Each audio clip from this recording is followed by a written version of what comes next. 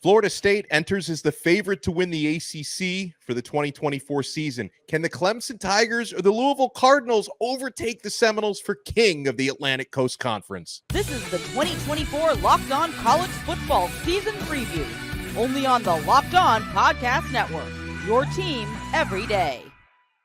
ACC Season Preview is here. I am Alex Dono from Locked On Canes and Locked On ACC. I'm joined by Kenton Gibbs, my co-host on Locked On ACC, also co-host of Locked On Wolfpack. We got Dalton Pence from Locked On Louisville. We got Brian Smith, a.k.a. Smitty, from Locked On Seminoles. Thank you so much for making this ACC Season Preview your first listen and your first watch today. We're available free wherever you get your podcasts. We're free on YouTube. We're part of the Locked On Podcast Network. Your team every day. Well, Florida State Seminoles, Brian Smith, they do enter the season favorites to repeat as ACC champions, and that comes despite a lot of changes up and down the roster, Brian. What have the early returns been saying throughout fall camp so far? The good news is the offensive line is pretty much loaded. They've got a few guys that would probably start at other schools that aren't even in the starting lineup. Darius Washington's probably an NFL player. He's a left tackle. You've got a very deep group of running backs led by Lawrence Tofili. The concern is receiver. Malik Benson, speedster that played at Alabama but only caught like 13 balls last year, is the leading guy. They lost two NFL players, Keon and Johnny. That's kind of difficult. Defense is loaded once again, despite losing a first-round pick. But they have so many players, and I think Patrick Payton is the odds-on favorite to win the league's defensive MVP. So the secondary is good. The linebacker group, maybe not the thickest, but plenty of talent. I think there's a really good chance that they do win the league, and I understand why they came out with a 10th pick by the AP poll. Kenton, do you co-sign on that with Brian? I mean, you and I have gone back and forth a lot in recent weeks, heck, in recent months about who's going to win the conference. Like, I totally understand why Florida State are the odds-on favorites because they were just there at the top of that mountain last year. Yeah, Florida State is a safe pick, and rightfully so. I mean, objectively speaking, they are the kings of the castle. Like you said, they're the kings of the hill. In order to beat the man, you got to beat the man. Who can you see beating the man is the question. And the wide receiver room is absolutely a question for this team. Absolutely. But the bigger thing is this. If you don't have a good wide receiver room, generally you have a playmaking dynamic quarterback that can make up the difference, or else you may be in trouble. Now, while we talk about DJU and having the highest floor of all the incoming quarterbacks, in terms of ceiling, it's not necessarily there to think that you can compensate for that. So that offensive line and that running game are not going to have to be good. They're going to have to be dominant. They're going to have to be, hey, we get to moving around bodies whenever we want to. We can go ahead and average 4 to 5 yards a carry against the best defenses in the conference. Because while I think that DJ can be serviceable and can get the job done, I'm not sure that if that offensive line and running game are out of whack, out of sync against a team who can offensively challenge Florida State, a team that can come up with a game plan to negate Peyton and those other pass rushers that they got over there a little bit, I'm not sure if the passing game can carry them along for multiple wins. I'm just not sure about that. Now, Florida State Seminoles, one of several teams who have brought in transfer quarterbacks within the conference. Another of those are the Louisville Cardinals, who bring in Tyler Shuck through the transfer portal. Now, Dalton, I'd love to hear how Shuck has been doing so far, because supremely talented player when healthy, and he's got a quarterback whisperer for a head coach, but that "but healthy" has been the asterisk on Shuck so far in his college career. Oh, 100%. The best ability is availability. If I've said it once, I've said it a million times on the show, and a lot of it is pointed to bringing in a quarterback who Brom has endorsed, but again, there's going to be those risks regarding injuries. Now, the injuries have been as fluky or freaky as you would be led to believe: broken fibula, broken collarbone, but nonetheless, they still are injuries. So, bright side, it's not really because of a recurring issue, but sometimes, unfortunately, it seems like some guys just never get the good end of the stick when it comes to luck, as opposed to or as it relates to what I've heard from fall camp. All signs are pointing to the talent being 100% real. Everyone that has watched him play over the past couple months say that this offense should, keyword should, be completely different than what we saw last year. We saw a game manager lead the Cardinals. Brom had to sort of limit the playbook a little bit, having Jack Plummer under center. the belief is this season we're going to see more of a Brom-esque offense that is used to throwing the ball around more. So all reports so far lead one to believe that Shuck is the real deal. Like you said, the elephant in the room is he has to stay healthy, because if not, doesn't matter. I'd love your take on the polls that have just come out. The coaches poll dropped late last week. The Associated Press poll has dropped as well. And, coming out for Louisville, they got to the ACC championship game last year, had a heck of a season in Brom's first year back at his alma mater as head coach. Any surprise from your perspective that Louisville didn't crack that top 25?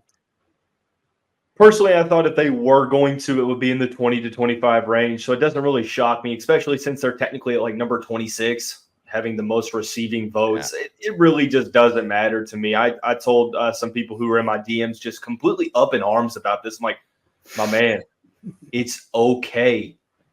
Because if you handle business, I promise you the rankings will come and it's not going to matter. But I'm not really faulting those who don't necessarily believe that Tyler Shuck can be the guy, or that Louisville bringing in a whole new team, so they have to mesh well. The schedule is tougher. They have to play at Clemson, at Notre Dame. Miami comes to town. SMU is one of those low-key dark horse teams that can really throw a wrench in your plans. So, and then you have Kentucky on the road to end the season. So if Louisville would have finished the season 10-2, but didn't lose the last 3, maybe then we have a conversation. But with the skid at the end of the year, I mean, it's at the point where I didn't really think Louisville was going to end up in the top 25 to start the year, but they have a good chance to be in it by the time they play Georgia Tech and potentially Notre Dame after that. Kenton, was there any surprise there from your point of view? And there are 4 ACC teams that are ranked in the preseason top 25, Florida State, Clemson, Miami, and NC State in that order, with Florida State being the only inside the top 10 at number 10. Did you think Louisville or even maybe another dark horse should have been in that top 25? I was surprised that Louisville wasn't, because of how the media views Louisville. With all due respect to DJU, a lot of the media looks at Louisville as the DJU of the ACC. What do I mean by that? Louisville was picked to finish 4th in the conference by the media members who were at ACC Media Days, and yet they were the only team inside the top 6 to not have a single vote to win it. So everybody believed this team will be good. They will be effective. They will cause problems. They cannot get it done in terms of winning it all, winning the big enchilada. And so with that being said, it's not much of a surprise that if that is your brand regionally, because ACC Media Days doesn't feature 90% of folks who are like, oh, you're from California, you're out there in Colorado, you're out there in Washington, you're out there in Texas, ACC Media Days is mostly us ACC media folks. That's folks who are in the area, folks who are watching these games week in and week out. And everybody looks at that team and says, they'll be good. I'm not sure if they can win it all. So I'm not surprised that they're not in the top 25. But what I will say is this. I have said I don't believe Tyler Shuck can stay healthy. I stand by that. That is something that I 100% am going to rock out with until I see otherwise. However, if, and that's a big if, this is one of the bigger ifs that I have ever said loud and clear, if Tyler Shuck can't stay healthy, I have no doubt that Louisville doesn't finish any less than 3rd. But that's if he does not miss a single game, which I highly doubt. I highly doubt. That man has been missing games since me and Brian Smith had firm hairlines. So I really and truly doubt that he has the ability to stay healthy throughout an entire season. But if he can do it, I think that Louisville has a good chance of ending up in Charlotte. Brian, the hairline looks sharp, in my opinion, for you. But I'm curious because Dalton talked a little bit about Louisville's schedule. What do you make of Florida State's schedule? And what do you think are going to be in the – got some tough non-conference games. Notre Dame is a non-conference game. What do you think about potential roadblocks and biggest challenges this year? I talked about this on my Locked On Seminoles show. Florida State has to have discipline. You and I talked about this with Miami recently, too. Florida State was 90th in the country last year in penalty yards. When you get into road games like Notre Dame, 90th. Every coach says we're going to be a disciplined football team. It's the biggest cliche in the world. But Florida State's own athletic department did a little mic'd up session the other day, and he's talking about let's have technique and all this. He's going around talking to all these kids. Let's do things right, be fundamentally sound. They were 90th in penalties last year. There's nothing pretty about that. And they still went undefeated in the regular season. So, but they lost a lot of that talent, like Kenton talked about. They had 13 guys go to the combine. That's insane. So if they're not more disciplined this year, road games at Notre Dame, road game at Miami, those kind of things can be iffy. And they open, it's a weird deal. They're playing Ireland on the 24th against Georgia Tech. They can score. I don't know if they could stop me if I was the running back. They were next to almost the bottom of NCAA in rushing defense last year, 221 a game. I mean, that's horrendous. By the way, Kenton, if you need Florida State to run the ball good, just watch the game against Georgia Tech. It may be a farce because they may go for 3 bills, but Georgia Tech can't stop anybody. They're listen, if like you said, if we were the backs against Georgia Tech with the defense they had last year, I mean, I'm not saying that they'd be saying Dalton for dope, but that campaign might get started in Louisville. You know what I mean? It may come up. So, I'm not looking at that game as indicative of whether or not Florida State's run game can be dominant. However, they do have some much taller tasks headed their way in terms of showing against some formidable run defenses. Hey, can you do this against just the Georgia Techs, which is surprising given Brent Key's personality that they can't stop the run. That is extremely surprising to me. But with that being said, Florida State will have plenty of opportunities to show, hey, this ain't just against Georgia Tech. And I'll tell you what, if you struggle to run the ball against Georgia Tech, you do know there's going to be. It's over. It's over. That's all I'm saying. That's all I'm saying. If you can't run the ball against Georgia Tech. They get 50 yards in that game, I'll let you come on the podcast and you can talk for the entire 30 minutes. You can have at it because there won't be any reason for me to go on the show for about a month. Okay? That's a bad defense. It's a bad defense. There's no hiding that. They don't have the personnel. Florida State's loaded up front, and they got 2 or 3 running backs who will get paid. You better be able to run the ball against that team. So yeah, well, they might sue the Dublin Island Airport if everything don't work out. Florida State love to get you on the court now. And I ain't talking about Coach Hamilton and company. We ain't gonna go there. Not today. Not today. Well, I did want to actually briefly go there because it's covering Florida State right now, Brian, must be super interesting, but also super challenging because you've got a football season coming up where the expectation is to win the conference for a second straight year, a conference that the fans don't even want to be in anymore. But the expectation is to win the conference. The expectation is to get into a 12-team college football playoff. But then the elephant in the room are the lawsuits and conference realignment chatter. How do you navigate that? And how do you feel like Florida State fans are navigating that right now? Because seems to be as many updates from Florida State folks about the lawsuits, if not more updates on that than about the actual football right now. You're right. In the very first part, they are really, really over the ACC. I try to avoid the topic for the most part on my show, even though it gets a lot of views because people get really angry really fast when they find out it's going to be years before this, at best, is mitigated and taken somewhere else. 26 or 27 is best scenario, from what I've heard from people that are much smarter than me that are lawyers. So that's not what they want to hear. Fan stands to short for fanatic, and they don't have a lot of patience. It is what it is. So I do a little bit of it, but I try to stick to football stats and recruiting. I just do what I know because I don't want to be in that courtroom any more than my hair wants to grow. Now, as we've established, Florida State, they are favorites to win the conference. FanDuel Sportsbook, the official sportsbook of Locked On, does back that up. Over under 9.5 wins for Florida State. But I still, Dalton, I feel like with all the changes at Florida State, there are opportunities for others. We're going to talk about Clemson. We can certainly talk about Louisville, but I'd love your take from a Louisville point of view. What's it going to take this season for the Cards to do what they almost did last year, because they got to the championship game, but to get over the finish line this year? As ironic as it was, perhaps the worst team in the ACC laid out the blueprint on how to beat Louisville about close to midway through the season. That was Virginia.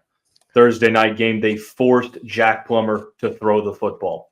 And basically, Miami followed suit. Thankfully, Louisville had some kind of fluke mishap plays and got the win. Kentucky made him pay. Florida State absolutely shut Plummer down.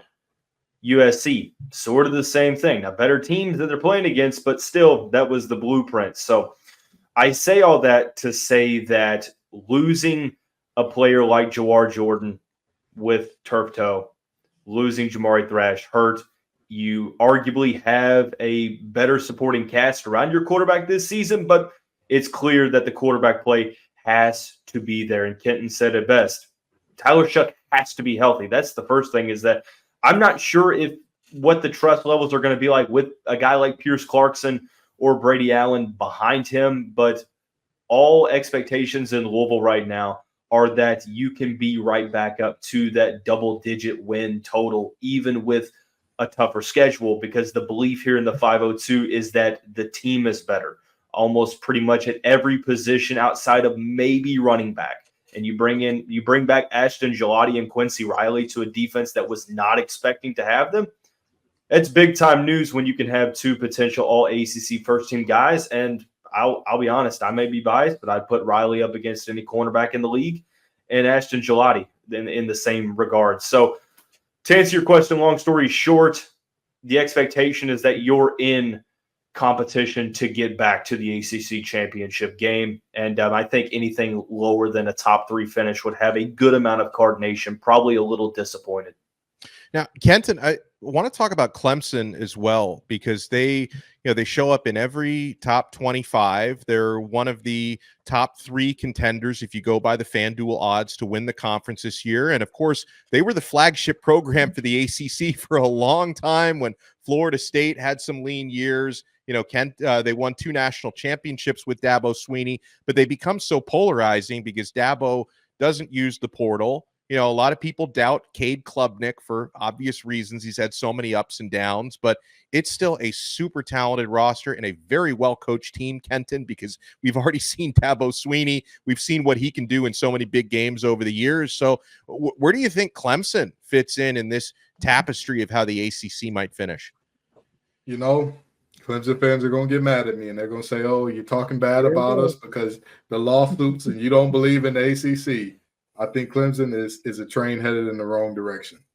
I think that the refusal to use the portal is going to catch up, because when everybody else is getting better and you're staying the same, what de facto is happening? You're getting worse. I think that Clemson this year is a 9-win team at best. And I am so disappointed to say that. I would happily be wrong. If they pop out another 10, because I believe they won exactly 10 last year. Am I correct there? I believe they won exactly 10. Yeah, I believe so. Either way you cut or slice it, I don't think that they've gotten better. I don't believe in Cade Klubnik's decision-making. Everybody keeps saying he got better. Look at the defenses he was playing at the end of the season. Look at how he performed against legitimate defenses at the end of the season. The fact that South Carolina, the Gamecocks, gave you fit. Listen, I don't need to say too much outside of that. Okay, that objectively speaking, I think that Clemson is always going to be 9-4 last year. By the way, not 10. 9-4. I'm sorry. I think we see another 9-4. I think we see a repeat of that. I think that team just no longer has it because of Dabo's refusal to use the portal. I think if they would have gotten in the portal like NC State did this offseason and gotten them some playmakers at multiple positions, everybody keeps telling me Williams isn't the best receiver on Clemson. It's Brown. Brown was just healthier. Williams is the game changer. He's the guy that if you put the ball in his hands a lot, he can blow the lid off the thing. Brown isn't that type of guy. With that being said, can Phil Moffitt carry the entire load, and can Cade Klubnik be better? I'm not sure. I'm not sure both of those things come to fruition. So with that being said, I see Clemson at best at another 9-4 at best. Brian Smith, your record prediction for the Florida State Seminoles this year? 11-1. Who's the one? That depends. Either Miami or Notre Dame. They'll lose one of the two. If they win both of those, even if they lost another game they shouldn't, they'd be probably as good a bet to win the ACC title game and be in the playoffs. So, what about you, Dalton, for the Louisville Cardinals? Put you on the hot seat here. What's the record going to be 2024 football season? Bang, bouncing back and forth. I'm going to go optimistic. I was optimistic last year. It paid off. We're going to do it again. I'm going to go repeat of 10-2, losses to Miami and at Clemson. Wow, all right, so we got another 9-3 prediction for Clemson. We got 11-1 for Florida State, 10-2 for Louisville. Got a lot more to come here on this ACC preview show, by the way. Could Miami and NC State make a run in the ACC? Or could a dark horse like Syracuse be ready to rise up? That's coming up next here on our ACC preview show. Guys, we all love going to live events, whether it be sporting events, concerts, even musical theater. You can get all these tickets on the Game Time app. Game Time has a new feature called Game Time Picks that makes getting tickets to your favorite live events even easier. Game Time Picks it filters out all the fluff to show you only incredible deals on great seats, so you don't have to waste time searching through thousands of tickets. And guys, there's also a special deal coming up. Game Time gives you 50% off Labor Day for Diamondbacks Dodgers. How much fun is that? Guys, Game Time is the only ticket app that I use, and I'm a procrastinator. Game Time actually rewards that because the closer you get to first pitch or kickoff, the prices get lower. You can save up to 60% off buying last minute at Game Time. The view from your seat feature is an absolute game changer at Game Time. You can see a panoramic view from your seat before you buy. So what you want to do is take the guesswork out of buying tickets with Game Time. Download the Game Time app, create an account, and use code LOCKEDONCollege for $20 off your first purchase. Terms apply. Again, create an account and redeem code LOCKEDONCollege for $20 off. Download Game Time today. Last minute tickets, lowest price guaranteed. Guys, football season is almost here. Florida State and Georgia Tech coming up. ACC football, we are loaded.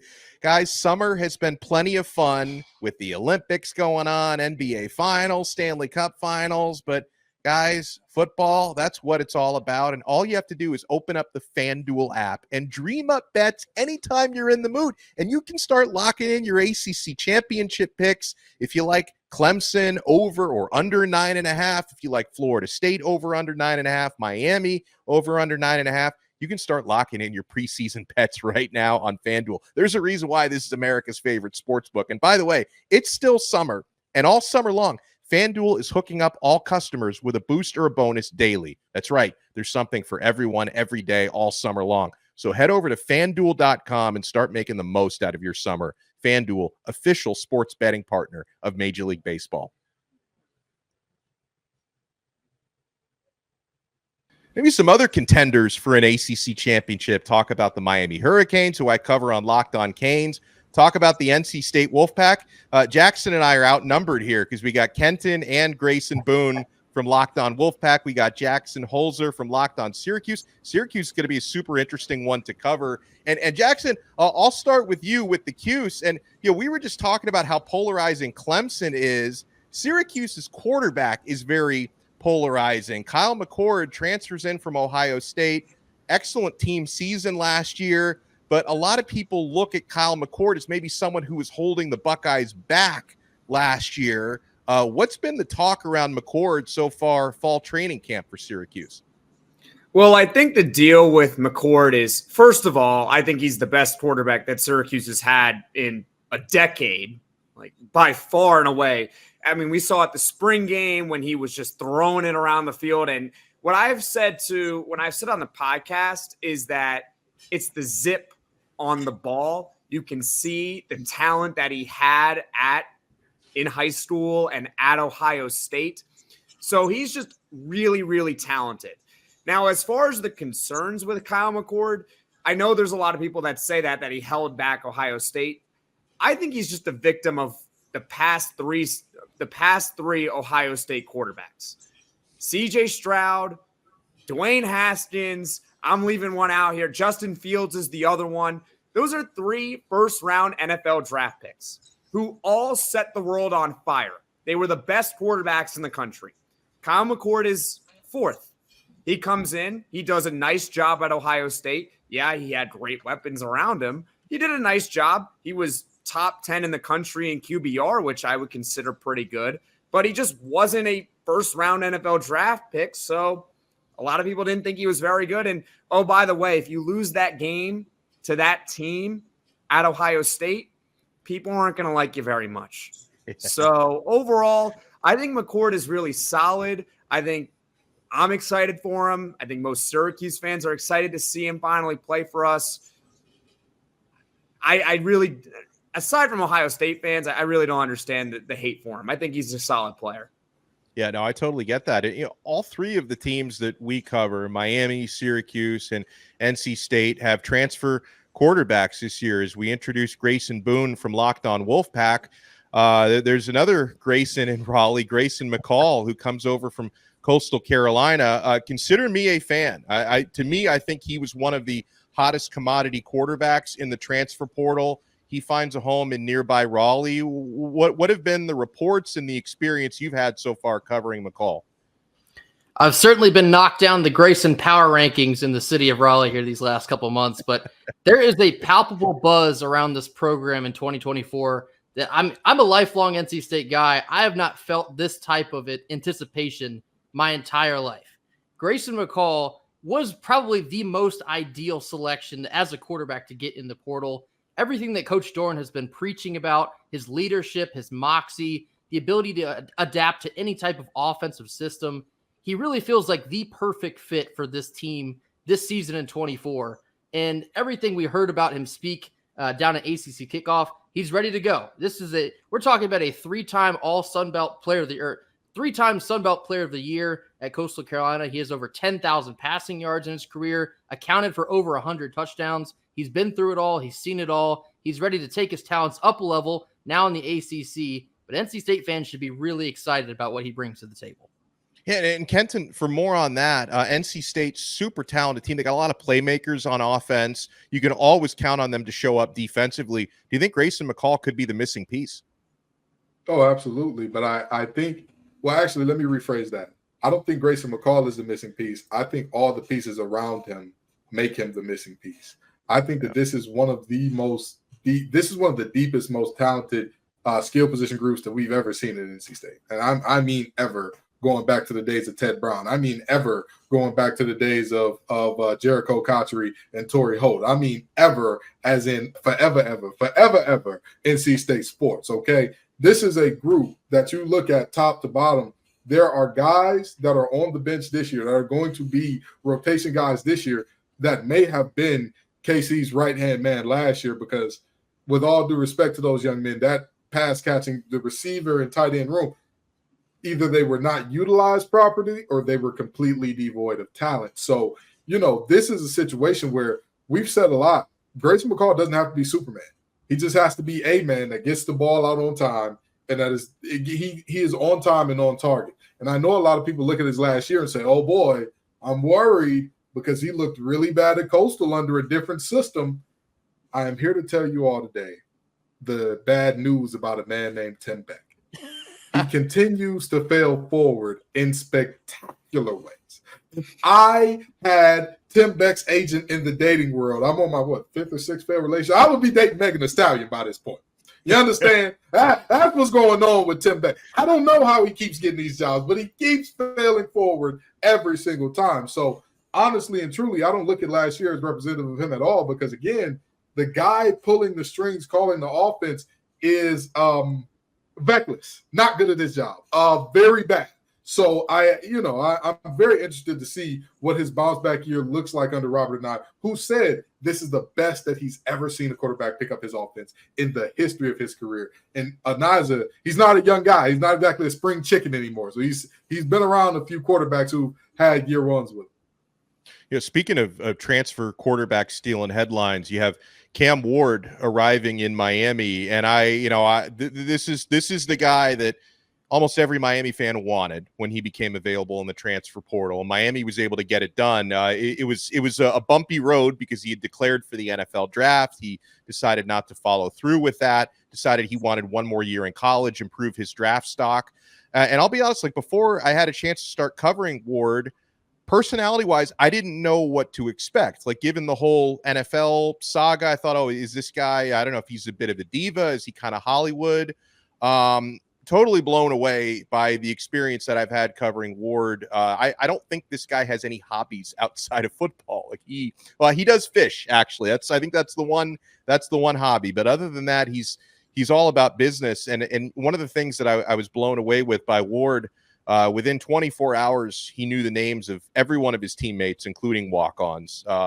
Whenever he's not fishing or practicing, he's doing off-schedule workouts with his receivers and tight ends and running backs to get the timing down. He's taking a very business-like approach to his 1 year coming up at Miami. And with that comes the expectation with him being named preseason ACC player of the year. He does have odds, I think, around the top 12 preseason for the Heisman Trophy. So there are a lot of expectations that come with Ward. And so I kind of wonder, Kenton, if Cam could end up being the missing piece at Miami, because, they were probably consistent quarterback play away last year from maybe being a 10-game winner instead of a 7-game winner. Kneel down aside, maybe a 9-game winner, if not for that knee that wasn't taken against Georgia Tech, because it was a very bumpy ride with Tyler Van Dyke last season. You never knew. Certain days he would look like Superman. Other days the interceptions just wouldn't stop. So if they can find more consistency and more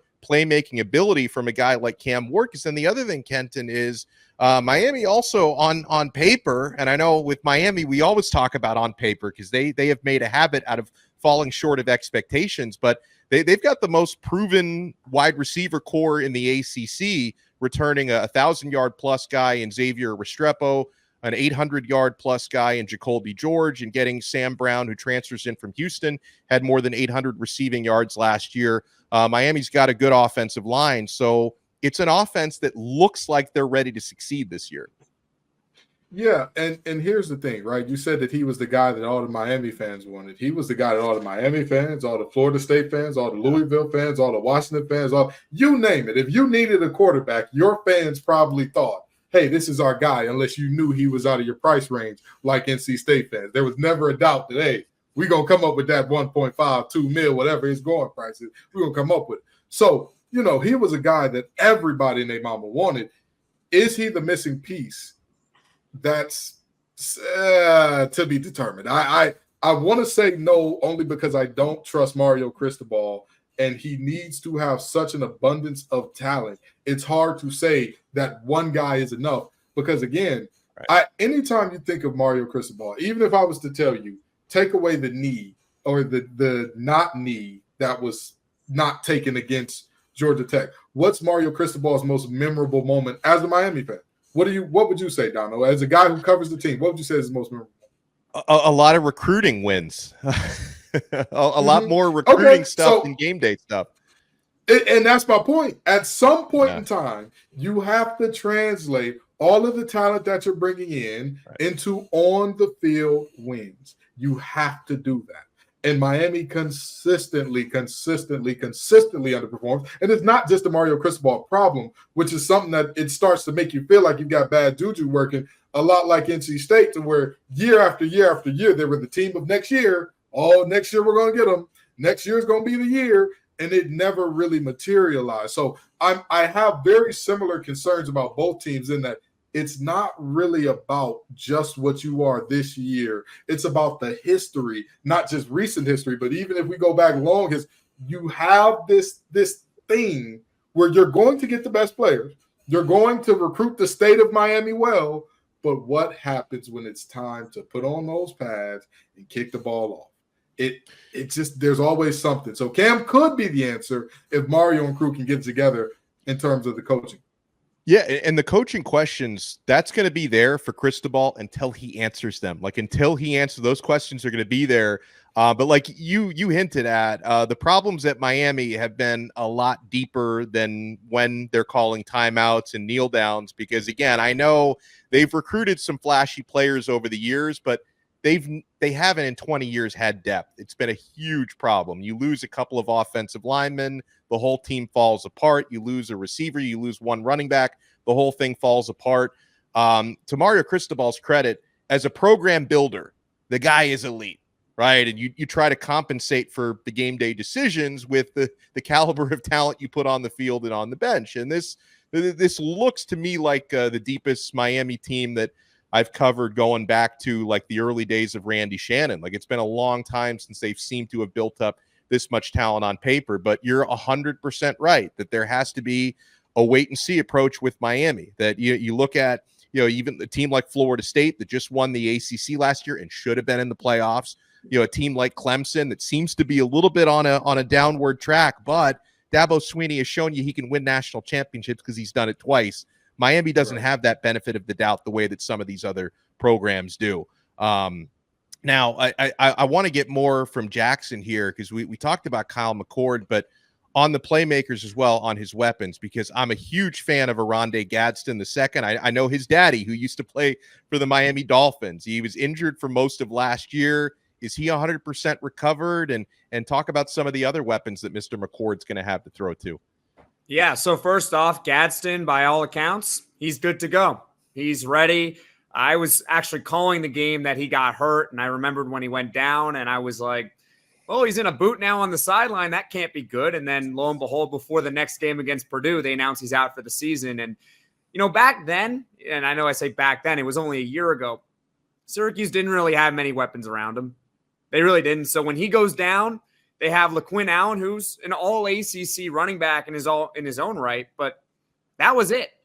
Now you look at this year with the weapons around Oronde Gadsden, and I said on the podcast that I think he's actually going to have less yards than you think, but it's not because of his talent. It's because I think the weapons around him are really good, and you're going to have to spread the ball around.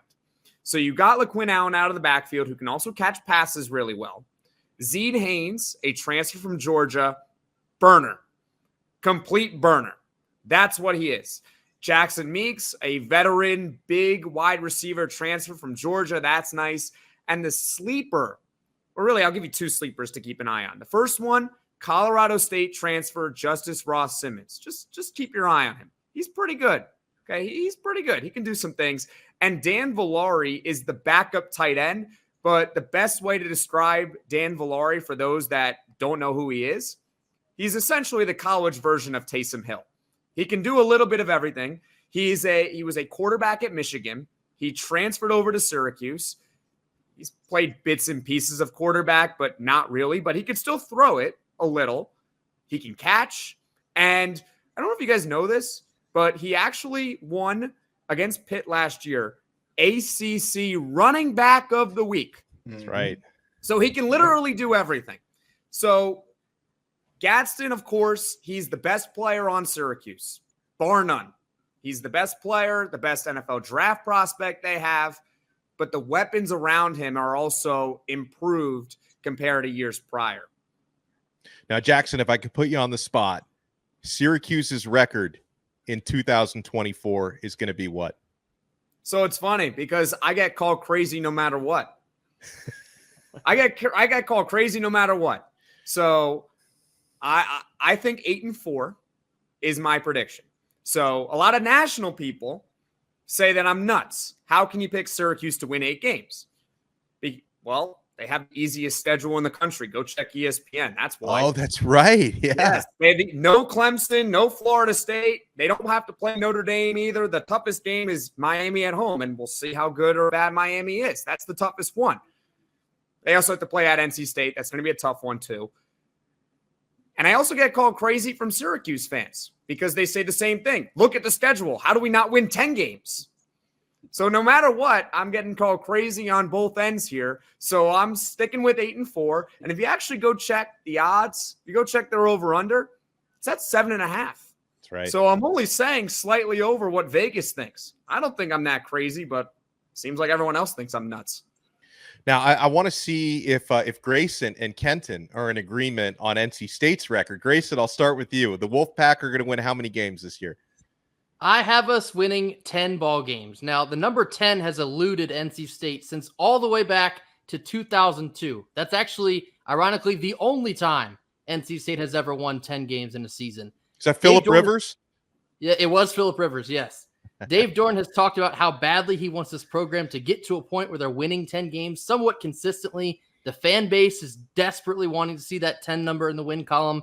I think that this year, with all the weapons they brought in, this is the year that it's going to happen. Now, the 2 losses, I actually have us losing to Tennessee in Charlotte. That'll break my heart, but that's going to be one hell of a ball game.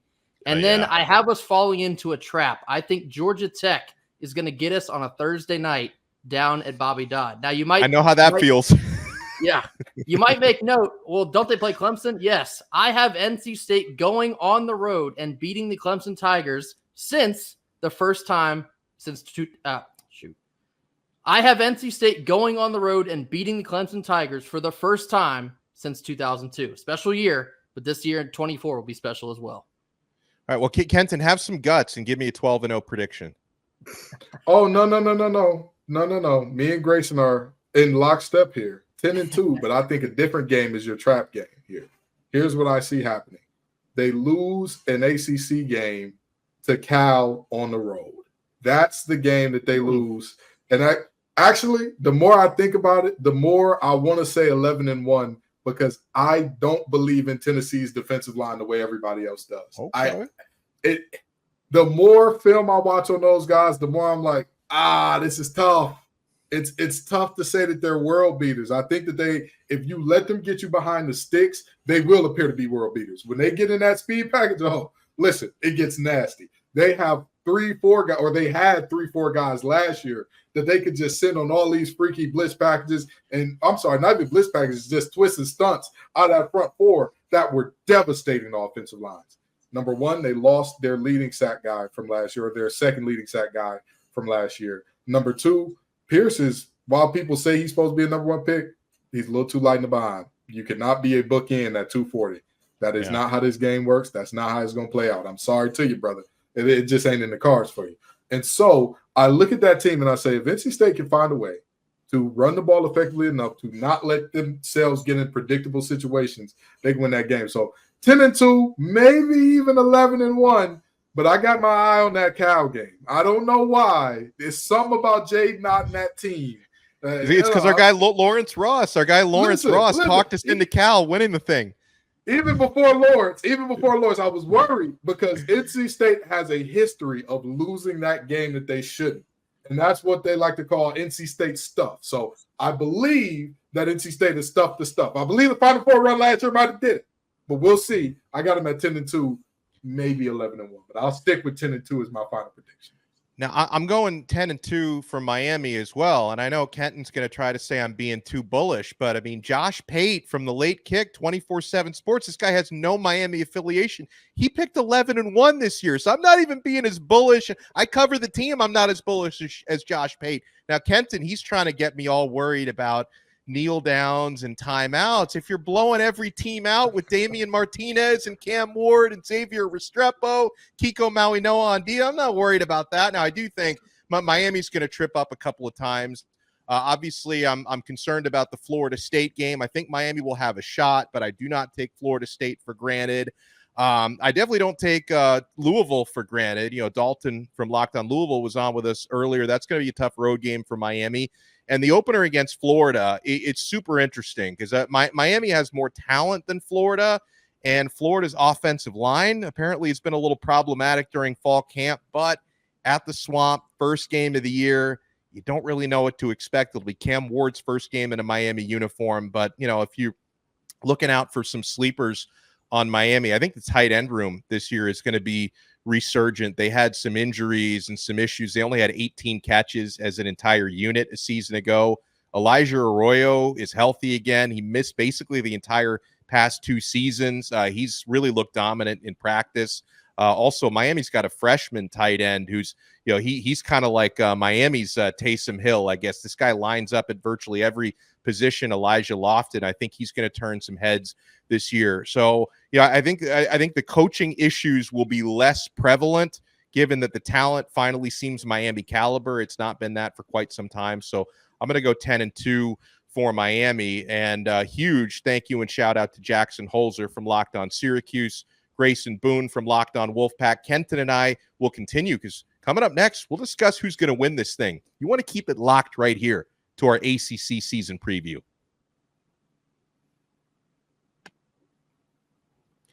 And guys, I already know you're keeping it locked to Ibotta. I'm so glad Ibotta is back with us here on the Locked On Network. It's summertime, which means it's barbecue season. Stock up on all your favorite grilling favorites and earn cash back on every purchase when you use Ibotta, so you won't have to choose between burgers or hot dogs. You can have both. Ibotta is a free app that lets you earn cash back every time you shop. Earn on hundreds of items from groceries to beauty supplies, even toys. So you can make sure you're beating inflation no matter what you're purchasing. The average Ibotta user earns, get this, $256 per year. That could cover the cost of an entire shopping trip, that flight you've been eyeing, or the fancy dinner you've been craving. And you're getting all this cash back on stuff you'd be buying anyways. Other apps give you points that don't amount to much, but with Ibotta, you earn cash back that you can withdraw to your bank account, PayPal, or gift cards. Simply add offers in the app, upload your receipt, and voila, the money is yours. And right now, Ibotta is offering our listeners $5 just for trying Ibotta using the code LOCKEDONCollege when you register. Just go to the App Store or Google Play Store, download the free Ibotta app to start earning cash back, and use code LOCKEDONCollege, all one word. That's IBOTTA in the Google Play or App Store, and use code LOCKEDONCollege. We've heard from the contenders and a couple of dark horses who could possibly win the Atlantic Coast Conference this year. Football's almost here, by the way. Kenton, another team that may not have been represented here, but you and I have been very high on this squad on Locked On ACC. Virginia Tech could sneak up on some folks this year. That's definitely one of those games I have circled on Miami's calendar. Miami gets them late September at home for a night game this year, but they got a lot of talent this year, Kenton, and Kyron Drones going to be one of the most exciting quarterbacks in the conference. Kyron Drones is electric. There is not a single thing on the football field that he cannot do. The word of the day for Kyron is consistency. Consistency, consistency, consistency. Do you have that release the same way every time? Is the footwork proper every time? But I'm telling you right now, in terms of ceiling, in terms of who can do it the best at the highest, there is not a single player, Cam Ward included, Grayson McCall included, Preston Stone included, you name it, Kyle McCord included. There is not a single quarterback healthy. If you gave Tyler Shuck adamantium bones, I still would not say in terms of ceiling there's anybody that clears him. I think there are guys that are on the same level, maybe slightly above. I don't think there's anybody that clears Kyron Drones. Now, if you combine him making a jump with a defense that against the run could make a jump, that would be scary. That could be dangerous. That could spell a trip to Charlotte for the boys from up there in Blacksburg. It really and truly could, because again, that team has it all. When you talk about, I know I like to get into the weeds of speed packages and blitz packages and all that. Virginia Tech's got some of the best. They've got some of the best. And they've got DBs that are not just aggressive. It's like all of their DBs are converted receivers because everybody can catch. All of their DBs, if you throw up a gimme, it is truly a 50-50 ball with their secondary, with guys like Dorian Strong and company. So they're a team absolutely to watch out for. And you talk about stopping the run. Well, maybe you could get the help of an all ACC defensive tackle Aeneas Peoples coming on over from Duke. I'm very interested to see how this season plays out for him because I think very, very highly of this team.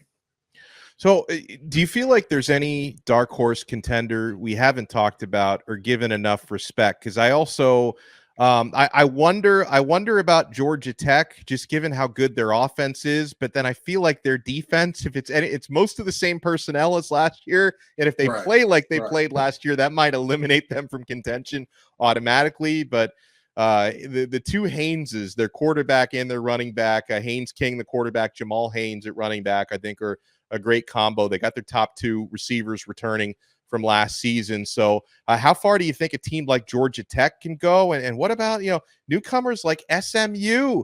SMU has a lot of hype coming into this year, and there's a little hype for Cal as well. Out with the old, in with the new. I don't want to talk about Georgia Tech and that lousy defense. They couldn't stop a runny nose down there in the 404. So let's talk about the Pony Express, shall we? Yeah. Let's get on board for Dallas. Listen, y'all know how I feel about SMU, and it's not going to change until they show me otherwise. I don't believe that they have the potential to win it right away, but I think they could spoil it for a lot of teams. That's a great point. They have the opportunity with the way their schedule is set up. They have the opportunity that even if they're not in contention, which it is possible that they could be, I just don't see that in the cards for year one. But I would not be the most surprised if they pulled a Vegas Knights. I wouldn't. I'm not kidding. Wouldn't be super surprised there. But what I do expect from them year one, They have multiple teams on that schedule. They're going to be right up there against it potentially toward the end of the season, right up there against, hey, are we going to make the ACC championship? We're right there in the hunt. And SMU says, absolutely not. We're closing the door. Good night. Good night. Hey, more power to you. Hey, I know y'all are calling us Miami West because of all the hurricanes that we have on this team. It does not matter. Oh, it's funny. Brett When I was Lashley, at ACC Media Days and I covered Lashley's a former Miami offensive coordinator, and like half of their players played at Miami. I feel like I knew all those guys when I was at the ACC Media Days. And let me tell you something. In terms of offensive minds in this conference, Brett Lashley is, I'm a cast technician, and our saying is number one, second to none. That is what Brett Lashley is in terms of offensive minds in this conference. I don't think there's a single offensive mind in this conference that I say they can give Brett Lashley a run for their money. Now, the question is about that team, the trenches and moving up a level. Those are two things that you look good. You could do it against, the American Conference and the occasional Power Four. How do you act when it's every week it's a Power Four? How do you act when you run into that gauntlet of, damn, this team was supposed to be bad, but they're physical. They just beat us up. We won the game, but that was violent. We're walking out of here with some lumps and bruises. How do you react to that as opposed to having some weeks where you virtually get the week off because you're facing a lower end group of 5 team? Who's your ACC champion this year? Yeah, they're going to say that I have my red colored glasses on. They're going to say that I'm being a homer. But damn it, we're bold on this show. I'm going with the NC State Wolfpack. I think that they get it done this year because I have a feeling that Anthony Belton is going to make himself a ton of money. Now, let me tell you why that's important. For those of you who don't know the name Anthony Belton, he is the left tackle from NC State. If he can neutralize Peyton from Florida State in the conference championship game, to where you have to move they're getting the championship side, game. I see it. To where he's a sitting target. You look at the other guys in the conference that you talk about, hey, he's a hell of a pass rusher that NC State has on their schedule, because they do have some of those guys that are, they're dominant pass rushers. Towards the end of the year, if you look at what NC State did in terms of establishing an identity of leaning on teams and running the ball, phenomenal. And now you have better weapons than you have maybe ever seen coming out of NC State in terms of your wide receiver core. The biggest weakness on this team is the linebackers. And guess who Big Game Boomer, who take his list with a grain of salt, named the #1 linebacker coach in America, Tony Gibson. So I say to myself, all the stars have aligned. Coach Kevin Keats of the basketball team has stuffed the NC State stuff. It's time for this team to stop stepping on the rake and proverbially hitting themselves in the face when that championship is right in front of them. And I think Doran gets it done this year, in a year where the ACC is just down for a lot of reasons. Down for Mario Cristobal reasons, down for Dabo refused to use the portal reasons, down for, just a myriad of Florida State. You have to be able to throw the ball. You have to be able to throw the ball. And I'm not sure if you can do that. I'm picking NC State. I think that they come out on top in a very zany year. I'm going to go with Florida State until proven otherwise. Now, I think there's a number of teams, Miami included, NC State included, who are capable of winning this conference, Clemson included as well in that, who are capable of – I don't think Florida State's going to run away with the ACC like they did last year, but I am a firm believer in the old Ric Flair quote, to be the man, you got to beat the man. And so I'm going to keep Florida State on top until proven otherwise.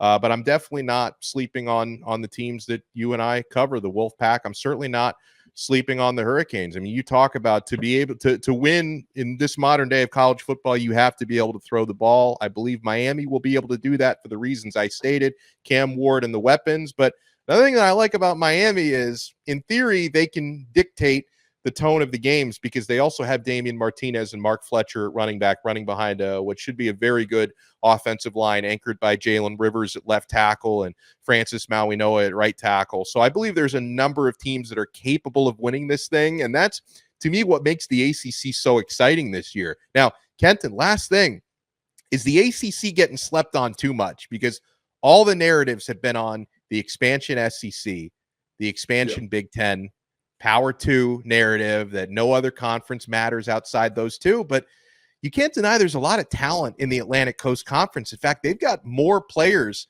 on the Maxwell Award watch list than both the Big Ten and the SEC. So the ACC has a lot of talent. For whatever reason, folks still kind of, I think the lawsuits have a lot to do with it. Just the perception of the ACC is so negative because they're getting sued by two of the teams in their conference. Yeah, the perception is not reality here. The perception is that the Big 12 is getting paid more, they're more stable, everybody's more happy over there. That's not the reality. It's just not. It's objectively speaking, the numbers bear out, that's not the reality. You look around all these conferences, you say, oh, the ACC is just not in the same league. In terms of blue chip players on their rosters, the ACC is by far the closest to the SEC and Big Ten. So, this is a situation where the ACC as a whole is going to be much better than people believe, because there are a lot of teams that we talked about today. Somebody's got to lose these games. And the teams that are going to lose, I believe they're going to lose big time. I think we have multiple teams that are not going to scratch 5 games. I really do. I think there's some easy free eats, as they like to say, on some of these team schedules. But there is a group at the top from about 6 up that I think that this is going to be a horse race where teams are running neck and neck until the very finish of this thing. Yeah, no, it's going to be exciting. And hey, the ACC takes center stage in Ireland on the 24th of August. Florida State is taking on Georgia Tech. We, in a recent episode of Locked On ACC, we try to kind of talk ourselves into, hey, could Georgia Tech pull off the upset? Probably not, but there's a reason why they play the games. So we'll see. It should be a good year this year for the Atlantic Coast Conference. Thank you to all the amazing hosts who joined us and talked about the way this thing is going to play out. Huge shout out and thank you to Kenton Gibbs. He also hosts Locked On Wolfpack, and he hosts Locked On ACC with me. I am Alex Dono. I also host Locked On Canes. And thank you guys so much for making this ACC preview spectacular your first listen and your first watch today. Make sure you subscribe to all the great podcasts on the Locked On Network, available on YouTube, available on Apple Podcasts, Spotify, Odyssey app, wherever you get your pods. And we'll talk to you guys again next time right here on the Locked On Podcast Network, your team every day.